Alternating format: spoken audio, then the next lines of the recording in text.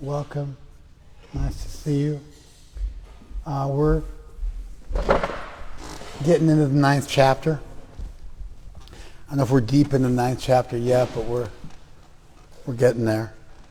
As far as recapping what we covered last week, which is important, Krishna made some fairly substantial statements that require unpacking. He said some stuff that was contradictory, paradoxical, because there's an explanation, but at least it presents initially as a straight contradiction. Matstani sarvabhutani, all beings are in me. Nacha matstani bhutani, all beings are not in me. And almost to just foment the confusion, Krishna says, Pasya me yogam aishwaram, behold my mystic opulence. And he says further,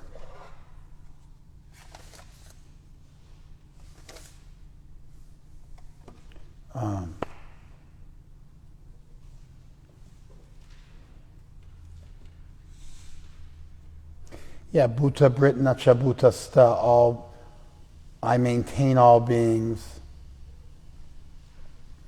but I'm not situated with them, but I pervade everything invisibly. I mean, there's multiple contradictions. One contradiction is how he pervades everything, but he's not in anything. So I pervade everything, I'm not in anything, all beings are in me, they're not in me. And so, essentially, verses 4 and 5 are just really Krishna just saying the opposite. I'm everywhere, actually I'm nowhere, all beings are in me, they're not in me. And so, sometimes this kind of stuff sounds spiritual.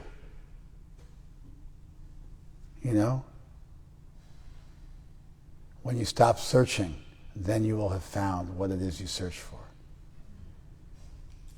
When you stop listening, then you will hear what has always been there. Give up all thought and then understand everything.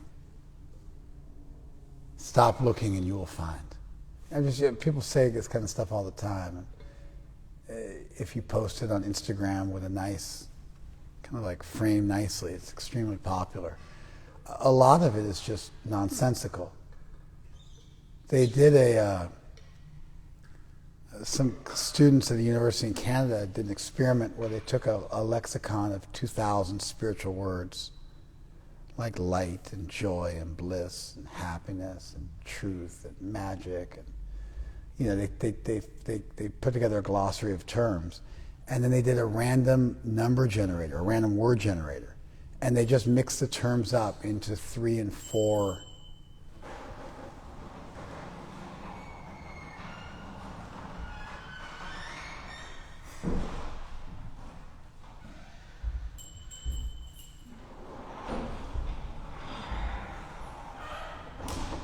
Three and 4 word sentences, and then posted them online, and they got heaps of likes. Let me say that again, because you weren't paying attention. Some students at the university in Canada got a bunch of words together, spiritual sounding words, put them into a random word generator that just randomly came up with 3 and 4 word sentences made up of those words that had absolutely no logic behind them, and posted them online, and they were quite popular.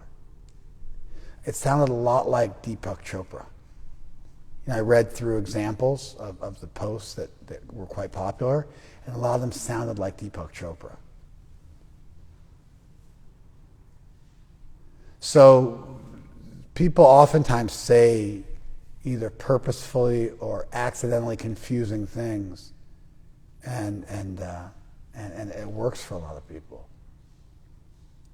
You have a lot of illogical spiritualists out there.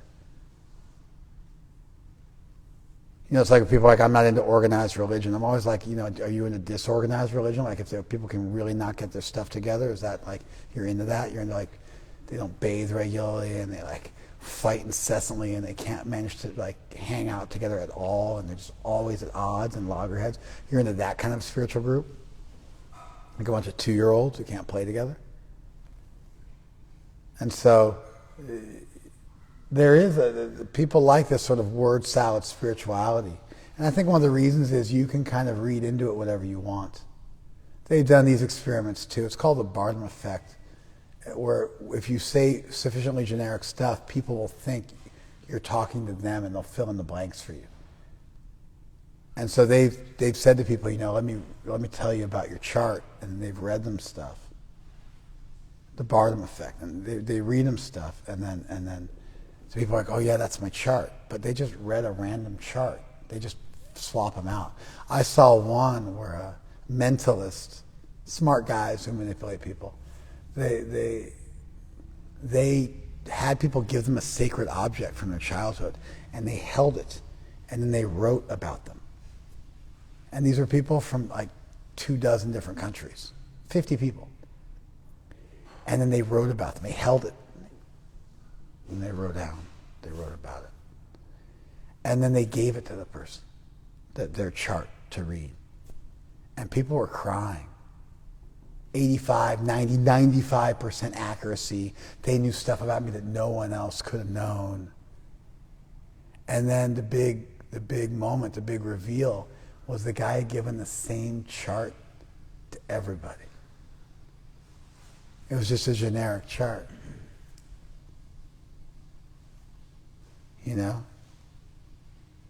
You've often thought about writing a book to share your experiences with the world. You have a deep this and that. It was nice, fluffy stuff. But it was just totally generic, and people just read into it whatever they wanted to.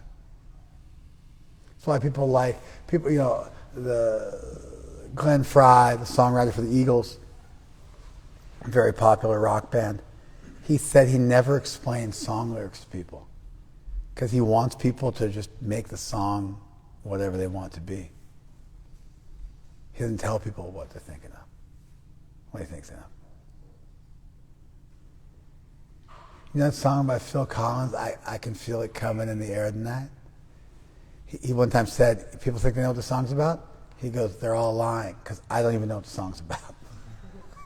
It's like, no idea what the song's about. So anybody tells you they know what the song's about, you're 100% sure they don't know. So there's a whole market for this stuff. There's a whole market for people just randomly stringing words together and being super vague and doing cold reading and letting you fill in the blanks and being non-specific with lyrics. And for dumb people, pardon my French, for dumb people, this stuff passes as spirituality. At a glance, Krishna seems to be doing the same stuff right here. I'm in all things. I'm actually not in all things. Everything's in me. Everything's not in me. I mean, it really appears to be. I'm not in you. I'm everywhere. I'm not in anything. I'm maintaining everything. I'm the source of everything. Everything's in me. Everything's not in me. See my power. And so, fortunately, the subsequent verses explain what Krishna's trying to say. And so in the next verse, which is the last verse we read, text 6, Krishna says, just like wind and air exist within space, so the whole universe exists within me. It's the best example you can come up with in nature to communicate this idea where things are dependent on something, but at the same time don't actually permeate that thing or affect it.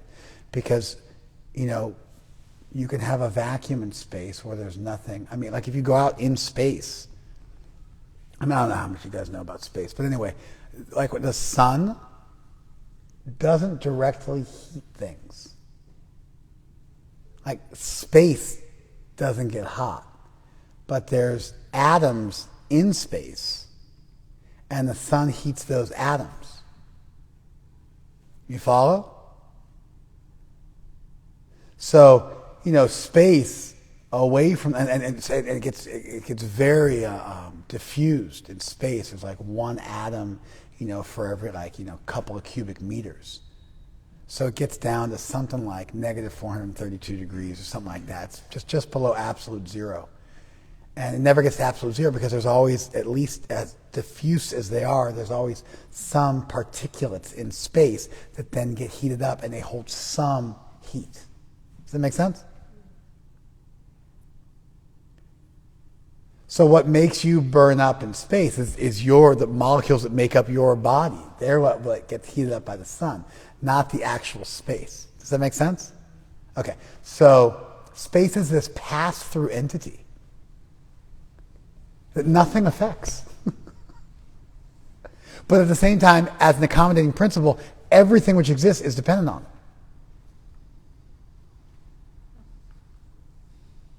It's such a brilliant analogy to explain a deity that creates the world, maintains the world, but yet at the same time is transcendent to the world. And it walks that fine line. You want to get everything dependent on the deity, but if everything is too mixed up with the deity, then the deity becomes contaminated. And the deity becomes a source of evil or suffering. You follow? So the deity has to be the source of everything, but at the same time kind of the source of nothing. And that's why free will is so critical as a defense for a creator that created a world where suffering exists. Yeah, but he created a world with free will, and therefore you create the suffering. So you need to have a deity which is in some ways intimately linked to everything as the source of everything, and at the same time linked to nothing so that it retains its purity and absoluteness. You guys following this? That, a real sophisticated version of that is called panentheism, where everything is within the deity. Not pantheism, where everything is the deity, but panentheism. Panentheos, everything within God, which allows God to exist simultaneously beyond everything. When you understand that, through the analogy of space, which everything depends on, but which at the same time stands aloof from everything, then you can understand the very slick and very sophisticated understanding of the world and its relationship to him that Krishna is trying to espouse. You guys follow that? And now we're caught up. And now we can read the next verse. At the end of the millennium, all material manifestations enter into my nature, enter into me, Prakriti. And at the beginning of another millennium, by my potency, I create them again. So at the end of the millennium here isn't really a millennium. It's probably, what is it, a yuga? What is it? At the end of a kalpa. Kalpa kshaya, at the end of a kalpa. So at the end of a day of Brahma, which is a kalpa. Then the world is uncreated. And so there's a partial dissolution. We went into Vedic time last chapter. I don't want to get into it in too much detail. But anyway, there's these regular mini crushes that go on in the universe where things fall apart and then come back together in a cyclic fashion. So Krishna's saying here that at the time of destruction, things enter back into Prakriti Mamakam, my Prakriti, and then they get created again. And so he's trying to explain how everything is within him and how everything comes from him. You follow? The whole cosmic order is under me. Under my will, it's automatically manifested again and again, and under my will, it's annihilated in the end. All right, so Prakritim Swam, now it's not, it's my own Prakriti. And everything stands in that. And I create it. Vishrajami. I create it. And I control it completely. Avasham. It's automatically and totally under my control. Avasha means like forcefully and without freedom. And you are being automatically and helplessly, that's the word, helplessly controlled. So, I just made this point that Krishna wants to be the source of everything, and right? And in touch with everything, right? But at the same time, what's the other side of what I said has to happen in order for you to have a good theology? No, that's free will is the solve. But there's 2 points that have to be balanced together. One point is Krishna's in charge of everything and everything is within Krishna. The other point, I see your hand, the other point is what? Lola? That Krishna is related to nothing in a certain sense. That's right. He's aloof from everything. Because if Krishna's too related to things, then he's responsible for evil and this and that and the other thing. And free will is how you make God the source of everything, but then endow us with free will so we then are responsible for whatever happens once we enter into the mystery room. You follow? You followed that, right? So thus far in these 2 verses, Krishna's only really done half of it. He's explained how he's in charge of everything, right? But if he's too much in charge of everything, then what's he responsible for? There you go. Or suffering, right? Death, old age, so many things that we think are wrong with the world. Then, all this work cannot buy me. I'm ever detached from all these material activities, seated as though neutral. Udasina vat asinam. Asina, udasina. Asina is from as, it's where you get the word asana from. I'm seated, asina, udasina vat, as if aloof. Ut means above. So I'm seated as if seated above. Is what he says. Udasina vat asinam. I'm sitting as if sitting above or apart from it. This verse says what? That he has nothing to do with it. You see what's happening? So the first one is, everything depends on me, none depends on me, I'm in everything, I'm in nothing. What are you saying? Like space with air. Right? I'm controlling the whole shebang. Actually, all of this doesn't touch me, I'm completely aloof. Do you see how he's just jumping back and forth? He's just jumping back and forth, right? This is like theology. You got to like jump back and forth. God owns it. God owns nothing. It's your fault. It's your fault. Now God's there at all times. God's there all the time, but he gives you free will. Free will do anything? No. Only free will to do what people deserve to have done with them. But then you still have responsibility for it. So then he makes sure that you don't give something to somebody they don't deserve. But even though you give it to them and they deserve it, it doesn't mean that you still didn't create karma by doing it. And you just bounce back and forth. It's like a push-pull game. When you're not good at it, you have an unworkable theology that makes no sense. When you're good at it, people go, wow, that's cool, I want to join your tribe.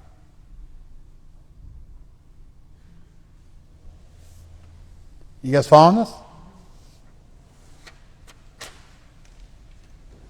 This material nature, which is one of my energies, is working under my direction, producing all moving and non-moving beings. Under its rule, this manifestation is created and annihilated again and again. That's an attempt to solve it. Mayadhyakshena prakriti. Adhyaksha means overseeing. Adhi means above, and aksha means I. So oversight, overseeing, supervising. Super means above. Vision, seeing.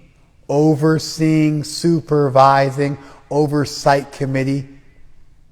Adhyaksha, oversight. Adhyakshena, by oversight. Maya, by my oversight. Prakriti suyate sachara acharam. Prakriti is making moving and non-moving things. Plants and animals. It's like a Vedic way of saying plants and animals. Moving and non-moving things. So Krishna's introduced Prakriti as a third thing which exists, which is ultimately under his jurisdiction, therefore he has control, but Prakriti is the one doing it. You follow? So he's trying to separate himself by introducing something else, but not separating so much that he doesn't still have control, but separating enough that he's just overseeing it. You follow? Now, we have to, at this point, jump in. We can remain consistent with this verse, but we have to paint a picture. If you understand Vedic culture and language and philosophy, you can fill in the blanks.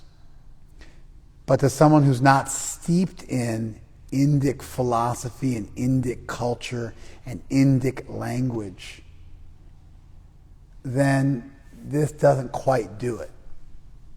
Because ultimately, if the third thing is dependent on the first thing, right? There's like the creation and then there's God.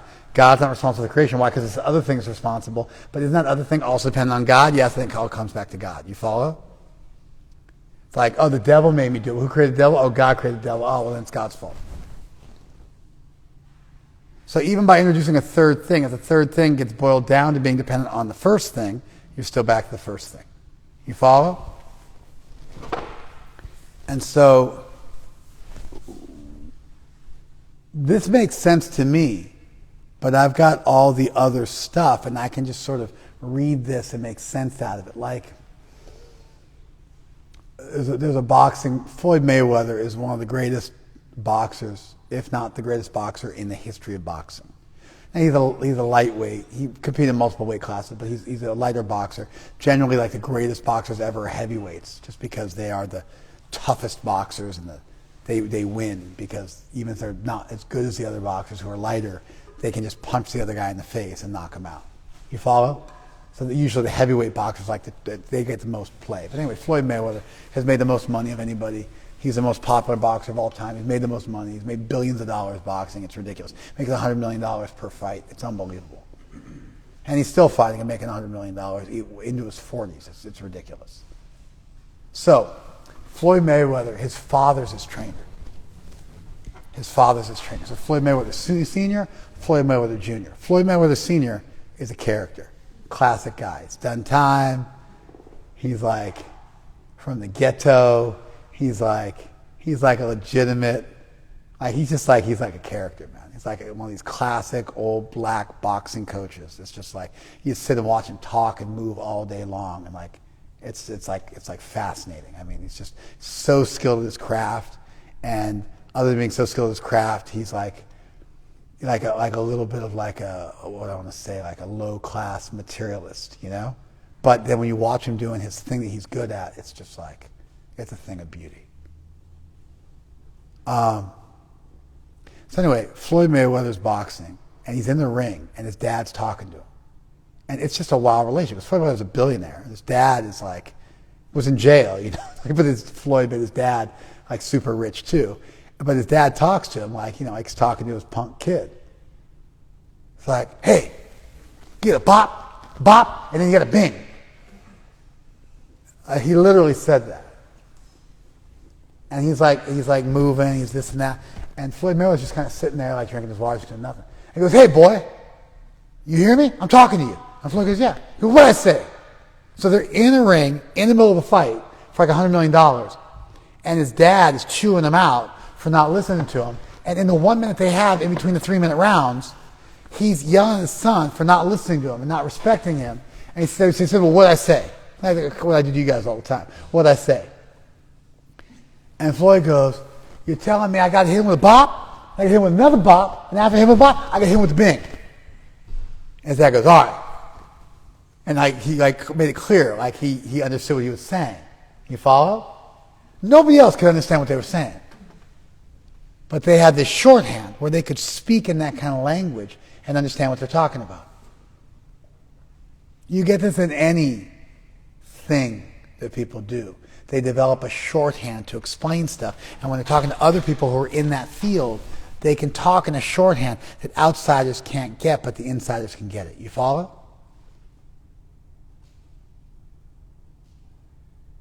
So, let's put this into a structure that can be appreciated. God created the world, endowed us with free will. Therefore, we are responsible for whatever happens to us. However, the fundamental nature of reality is that everything is always dependent on divinity for its very existence.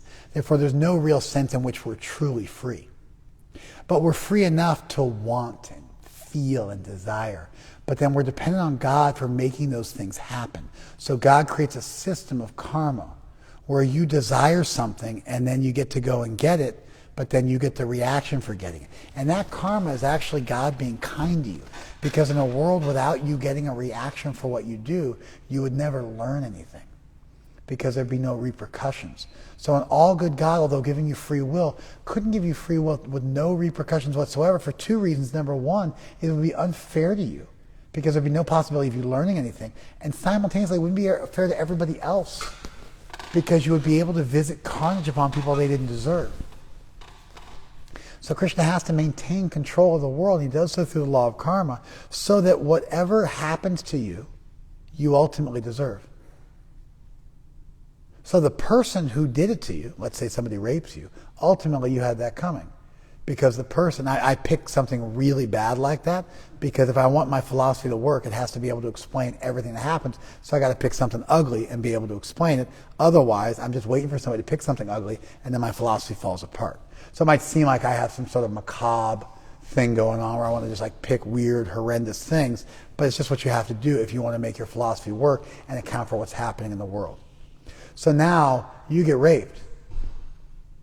Trigger warning. I guess I should have said it on the front end. But it's not bad to be triggered. It's a good thing to be triggered. If you have a problem being triggered, there's something wrong with you. You got to grow up a little bit, because the world's filled with triggering things. You might as well learn to get triggered in a constructive environment, so that when you go out in the real world and you get triggered all the time, you don't fall apart like a cheap suit. So something happens to you, like you get raped, you have to philosophically understand that although you didn't deserve that, and the person who did it committed a crime, and they should go to jail, in the cosmic order, you must have deserved that. Because otherwise, God allowed something to happen to you that you didn't deserve. And now God's evil.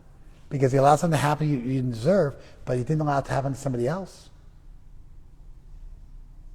And so either God's not all good if he let that happen, or he's not all powerful if he couldn't stop it. Either way, he's no longer God, because all good and all powerful are kind of standard features of the divinity that we're talking about here. So now you deserve whatever happens to you. That person wasn't the instrument of your karma. They were also an actor in their own right who gets their own karma, and the whole universe goes on. Birth, death, old age, and disease by this. And it's God's mercy that we get old and die and suffer, because then we have the possibility of learning. But if it was too in our face, we wouldn't learn. So it's a little bit remote and you forget a lot of stuff, but at least those nudgings are there to start to think there might be something bigger going on. And that's the best of all possible worlds. Because an all-good God would want the best of all possible worlds, and all-good God could make the best of all possible worlds, and therefore, this is the best of all possible worlds. Modal logic is this new thing in logic, where if you want to say God's all good and all powerful, he must have created the best of all possible worlds. So it kind of raises the bar on what you have to be able to explain. And what I just said is the best of all possible worlds. If you believe in reincarnation and karma, and everything that happens is deserved by you, but then that person also gets karma for what they did. If you have all these precursors in your mind, along with the idea that nothing evil really exists, it's actually just ignorance. So therefore there's no true fundamental evil. There's just ignorance, and there's always a cure for ignorance, so no one's ever destined to suffer forever. And if you understand all these things, and then you read this statement, it works. It's a workable philosophy. If you don't understand all this, you have a weird Judeo-Christian upbringing, and their totally impoverished notion of the world and the universe, and a radical dualism, and God and the devil, and true evil, and a bunch of other unworkable concepts, then this is a little light, and you can't make sense out of it. You follow? But if you have all the bells and whistles and all the other points, this is totally congruent. It's enough for you to get what Krishna's saying. And you get that push-pull relationship with material nature where Krishna's responsible for it, but not quite. You're responsible for it. But not quite, you still depend on Krishna. But not quite, because he lets you learn your lessons. But not quite, because he never forces you to learn your lessons. You follow, and you go back and forth, and it actually works. So Dale, you want to comment on what I said? Thank you for putting it all together so nicely, Prabhu. The principle of space captures everything we are describing here so well.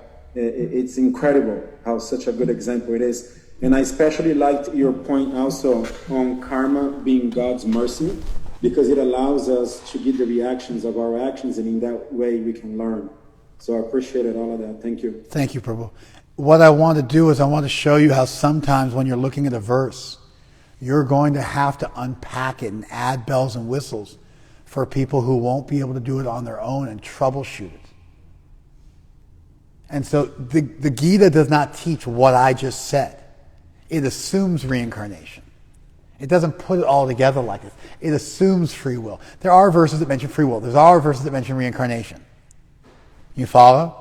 There are verses that mention forgetfulness. There are verses which mention God's being aloof. There are verses which mention that God being responsible for everything.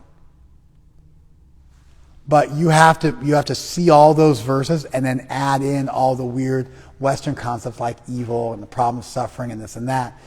And you have to kind of put it all together and turn it into a painting, into a sculpture, into a meal. The raw ingredients are there, but they depend on you being able to piece them together, especially to satisfy a Western mind with concepts like the problem of evil and the problem of suffering, which are very kind of Christian issues. There's a whole department of theology called theodicy, which is an attempt to systematically deal with the problem of evil. And so we put a lot of time into it, but and there is no word for evil in Sanskrit. There's words for sin, but there's no word for evil because nobody believed in evil. Everybody believed everybody was fundamentally good. And so there's new ideas out there. And so those ideas have to be brought into conversation with the Vedic ideas, with the Gita's ideas, and it requires some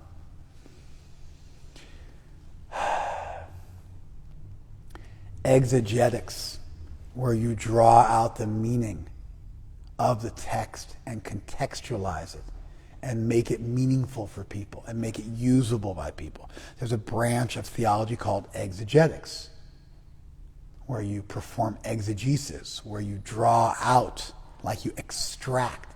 Exegetics, extract, that same X. There's like int and X. And so you draw out the meaning. You follow? Ecstasy. Ecstasy, like happiness within yourself. Sometimes you'll find people coin the word ecstasy, because ecstasy indicates it's something outside yourself. But when you're talking about the yogi and the pleasure they derive, they've coined the term ecstasy because it's a pleasure within yourself. And so there's not even a language in English which exactly explains some of the concepts being dealt with.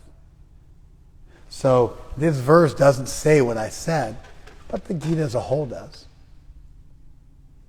And so you can take all the ingredients and go in the kitchen and make a meal out of them.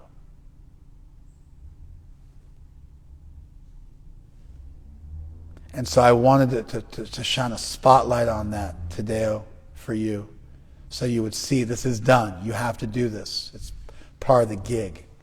Sometimes you just have to explain what's in the verse. That's enough. Sometimes you have to run with it and troubleshoot it, anticipate it, and bring it into a conversation with other ideas. And that's also part of your job. You follow that? And this is me doing that with a thorny verse, on a thorny topic, on a difficult topic. But we're discussing worldviews, and so this is the appropriate time to do so. Do you guys follow that? Okay. Now here comes a bit of a red herring. What's a red herring?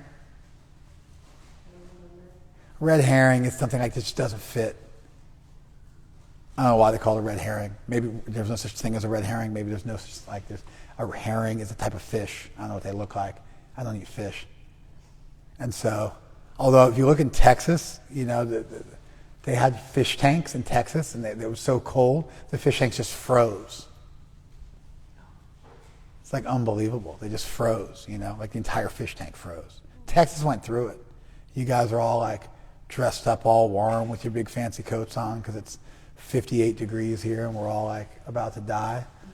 But man, Texas was like, they went through it just recently. And then Ted Cruz went to Cancun. So bad. When are these politicians going to learn, man? He flew back.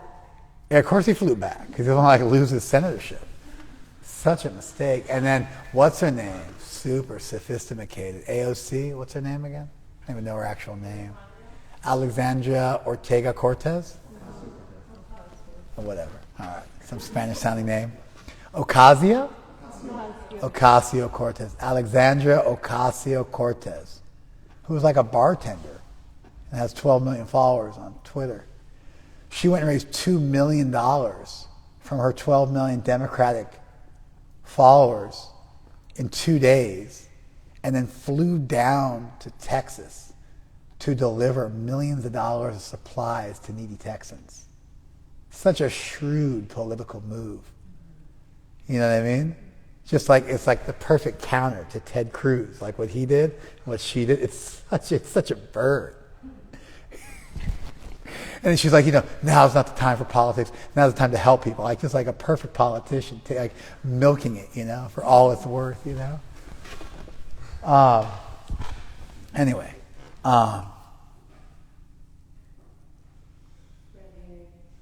Yeah. So I don't eat fish. I don't know what a herring looks like, but I'm pretty sure there's no red ones out there. And so it just means it's something that just doesn't fit. So Krishna then throws this verse in. It just makes no sense. Thank you for paying attention. I appreciate that. Fools deride me when I descend in the human form. They do not know my transcendental nature as the Supreme Lord of all that be. Avajananti. They deride mam, me. Who? Mudhas. Bewildered people. Fools. Manushim tanum ashrita. I who inherently have a human-like form. Manushim, human. Tanum, body or form. Ashrita, in here within. I who inherently have a human-like form. Fools deride me. Param bhavam ajananto. They do not know my higher nature. Mama bhuta maheshwaram. As the Supreme Lord of all beings.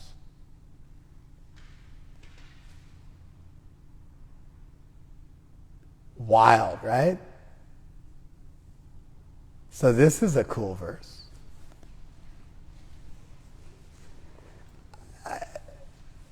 So the verse doesn't become a red herring. Krishna's talking to Arjuna. He's standing in front of him.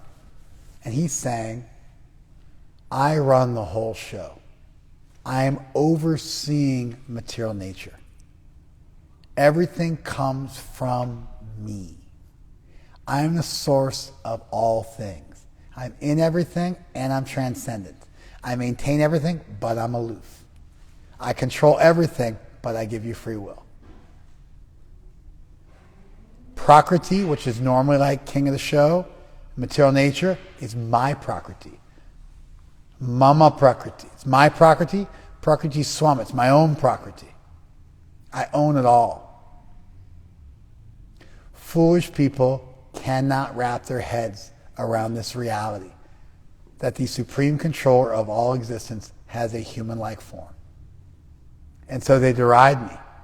They just cannot appreciate a personal deity that is the great Lord of all the worlds and that does all the stuff that Brahman does, like that Holy Spirit stuff, pervading everything, and at the same time is fully personal. Did you guys follow this? What a radical statement. This one deserves some unpacking too. Why do we think that the Supreme can't be personal? Because we have bodies, and our bodies limit us. Like I have a body, and I have to defecate. I have a body, and I have to sleep. My body limits me. In Freudian psychoanalytic theory, there's the anal phase of development, when a child's like 2 years old and starts playing with feces. I've avoided it with like 5 out of my 6 kids, But one time, Shekhar was 2, and Rakta was 3.5. And I came home, and Shekhar had pooed in his diaper. In like the 2 minutes it took me to I was outside the room for like 2 minutes. I come back and Shekhar has poo all over his hands. He's taken a poo, put his hands down his diaper, and pulled him out, his poo all over his hands. And he's smearing it all over my home. Your worst nightmare. My worst nightmare. Like an 8-hour cleanup. Literally like an 8-hour cleanup. Like my entire day was just killed. You know?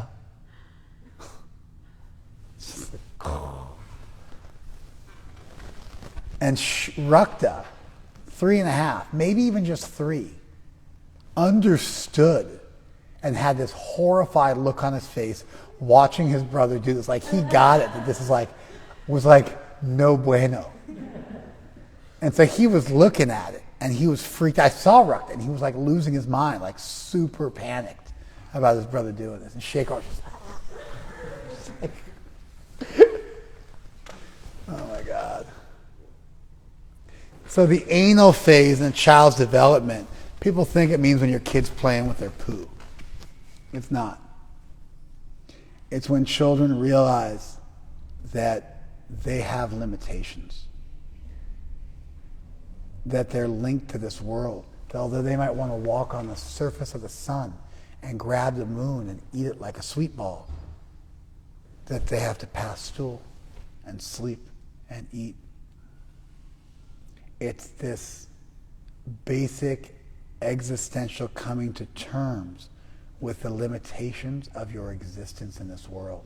And although our desires may be able to soar far beyond what this body can do, we're limited to our body. That's the anal phase. In neo-Freudian psychoanalytic theory, fallen guys got it wrong. Like Freud's top guys who became really serious philosophers.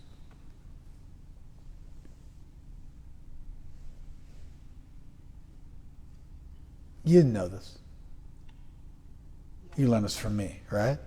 No, I learned this. Did you? You know who Otto Rank is? No. You know about neo-Freudian thought? I was referring to the Freudian part when you said you know about this, and that there was people after him, so I don't actually know if we're talking about the same thing. The idea that the anal phase represents a child's acceptance of the basic existential dilemma that they're faced with unlimited desires but limited capacity to fulfill those desires? I mean, I wouldn't have said it in that way. That's the core of what I said. So I can strip it from Otto Rank and neo-Freudian analytic theory, and I can just break it down to the core of what I said. You learned that in graduate school? Yeah, there's a specific course on it, or there was. And you remember learning that? I actually just reread it recently because I was going to the Okay. All right. Okay. I'm surprised, but okay. All right. I've read books on Freudian thought, and they didn't get this. And so I wasn't sure they taught that at a graduate level when you were getting your little LCSW. But okay, I'll defer to you. I know you wouldn't lie to me. Sorry about that for those of you playing. I was just grilling my student, make sure she's telling the truth. That's the anal phase. I don't know what that has to do with my class anymore. I went too far down the rabbit hole. What is it? Yeah, human beings, our basic identity, thank you, is comprised of limitations.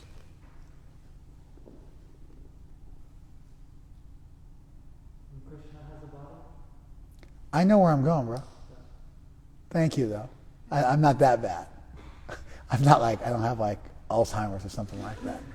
I go on big, long tangents and forget where I am for a second, but I don't every 4 seconds you have to remind me where I am.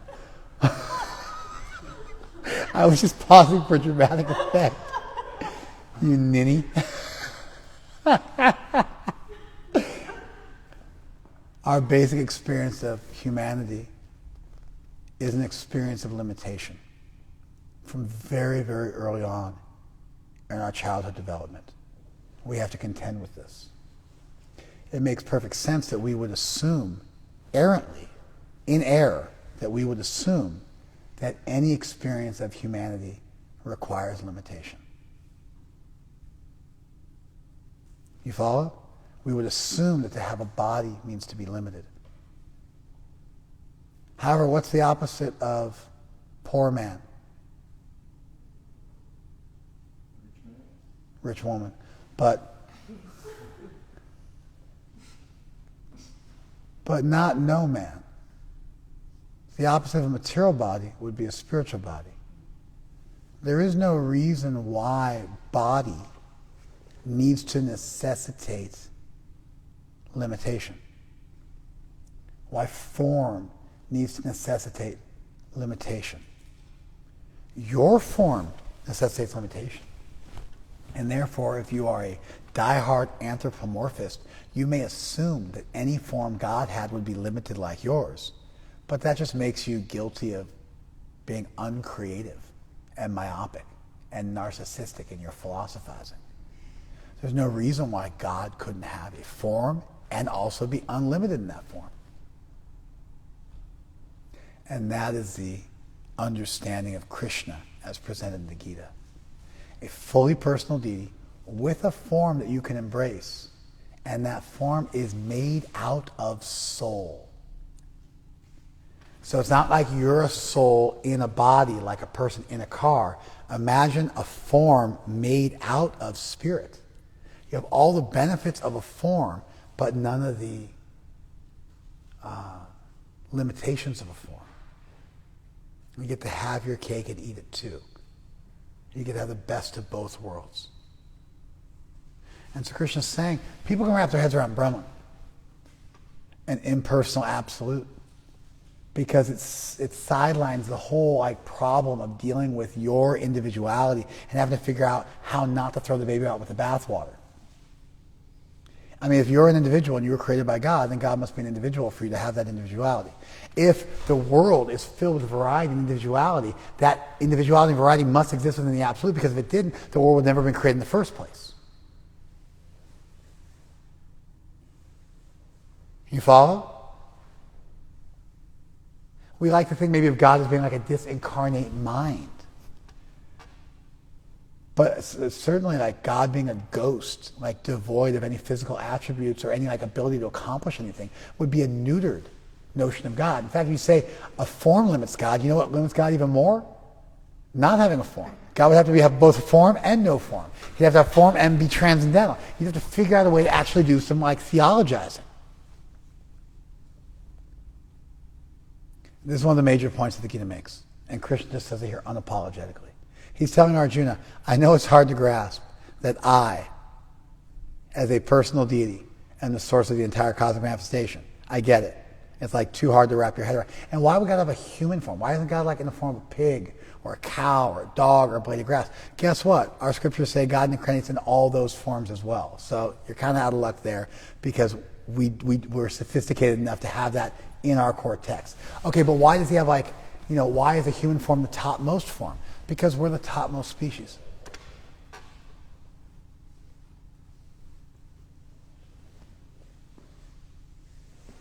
Soza's 6'7", right? Soza's 6'7", which makes him a lot easier to leg lock, my brother. Just remember that.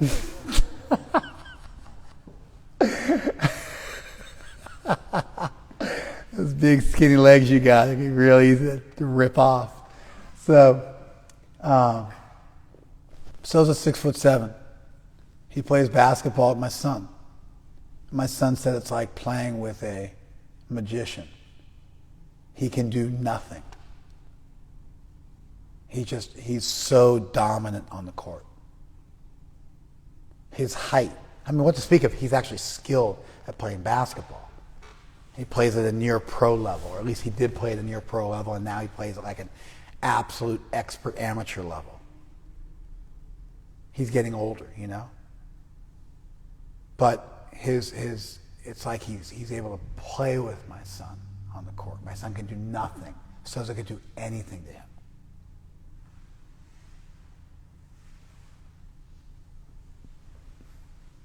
For Souza to be like, oh no, my height doesn't really give me an advantage. I'm not genetically gifted. You understand? It would be like, who are you kidding? Like, why are you lying? The reality is he's 6'7". He has genetic gifts and skills. The combination is gives him a fundamental and permanent advantage over my son. My son would have to become so good to be able to beat Souza. There are guys who are 6 feet tall who could beat you, right? Like really good point guards and stuff like that, right? But they got to be really good to beat you. You have a decided advantage over the people you play against. And then you put yourself in there with a Shaq or somebody who's bigger than you, and it's like he has a decided advantage on you. To ignore that is just to be willfully stupid. Look at us. We're the only species that has recursion in language. We're the only species that has fully developed language. We're able to ask the biggest questions of life. We're able to inquire into the absolute. We have religion.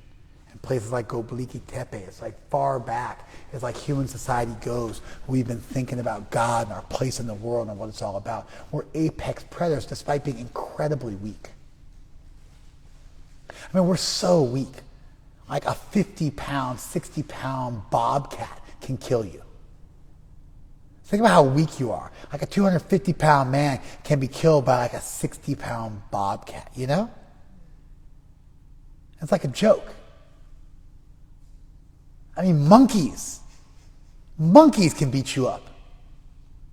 They're so much faster. You can like be holding something. They can be over across the room. They can come and grab you. You can see them coming. And by the time you do that, they've already taken it from you. They're so much faster than you. We're so weak physically. We got to wear clothes. We got to be in shelters. Our nails are like a joke. Our teeth are like a joke. We're probably have the teeth of like a cow. You know what I mean? We have to cut our food and cook our food. We'll die if we try to like just eat a raw diet. You know, people are like, I eat raw. Yeah, and you like fly in goji berries on like planes and like eat this and that and like flying all your food in from everywhere. You're not like foraging for food. You'll die.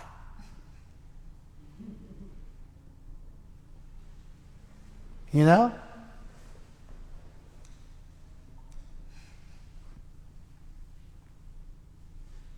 And we're apex predators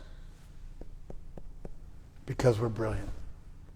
We were designed to think about higher truth. We were designed to contemplate. That's what we were made for. We were made in the image of God. It makes sense an all-good and all-powerful God would create those beings who are endowed with the capacity to understand Him with a form that would make it easier to relate to Him.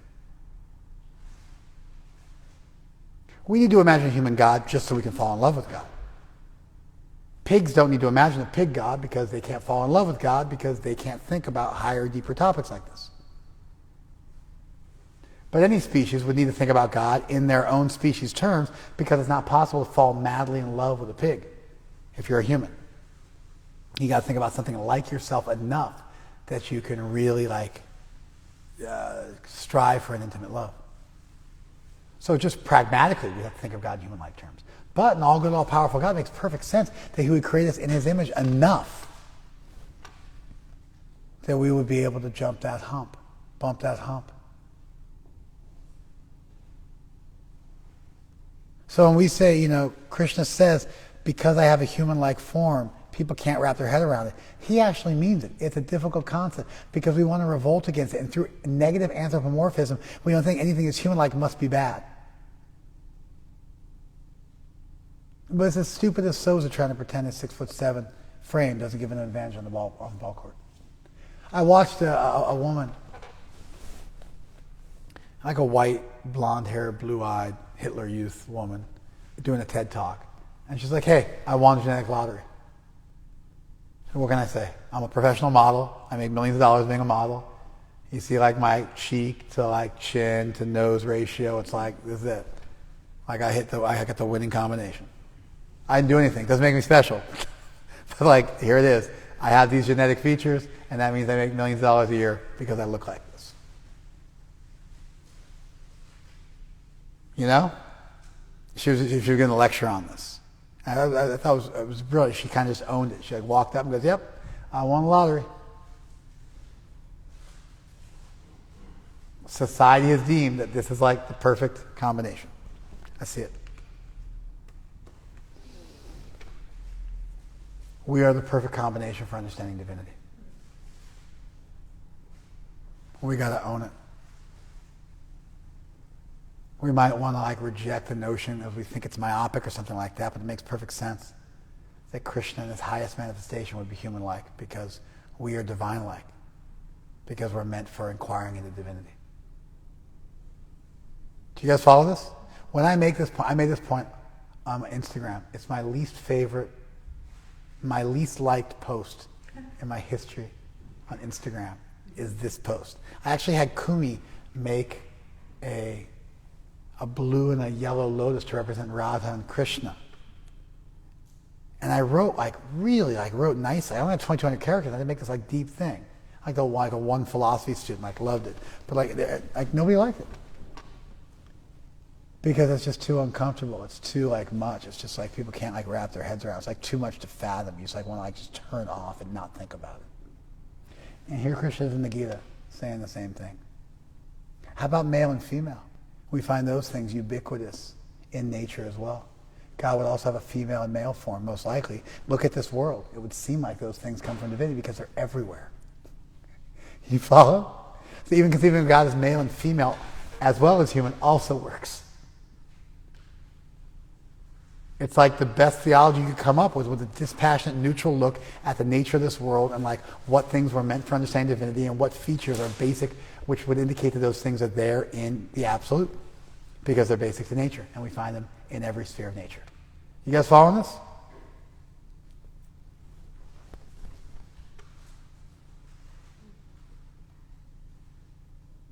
Even cell division, where cells multiply.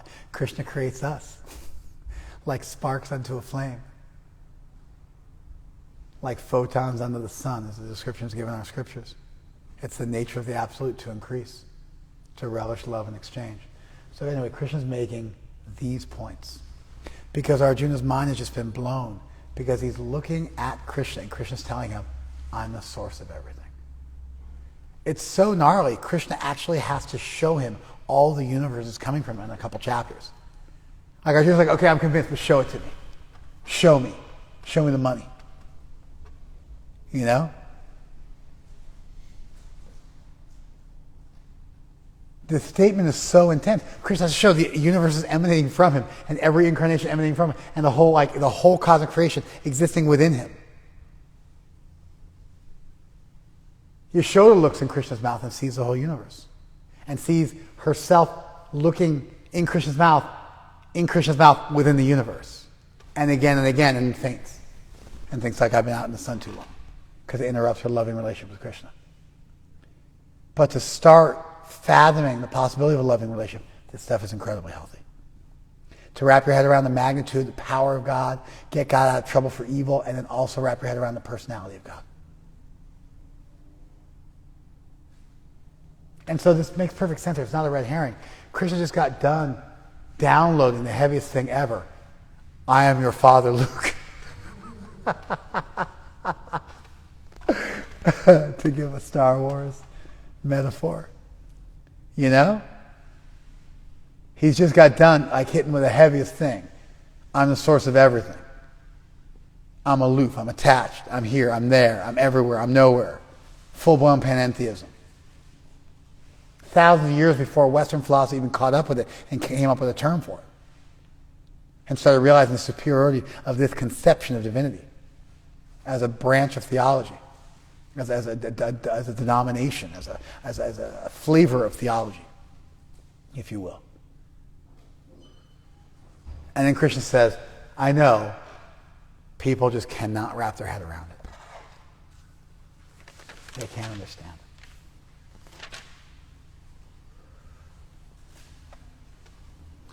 Those who are thus bewildered, who can't wrap their head around a personal deity, are attracted to demonic and atheistic views. Prakriti mohinim ashrita. They take shelter of the deluding energy. In that deluded condition, their hopes for liberation, their mogasha, their desires are baffled. Moga karma, their works are baffled. And their culture of knowledge are all defeated. Moga jnana.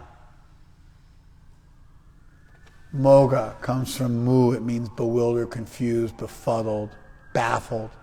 Their desires are baffled. Their actions are baffled. Their knowledge is baffled.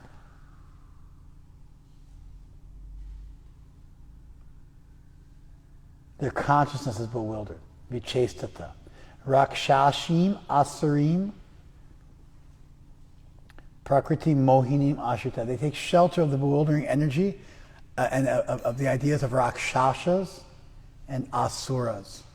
It means of just like low-class people. Asuras means like not godly people, and rakshashas means man-eaters.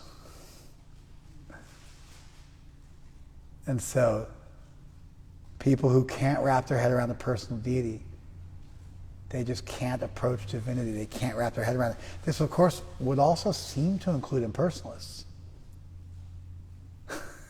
Because the thing which makes them bad is their inability to accept a personal, loving, individual, human-like deity.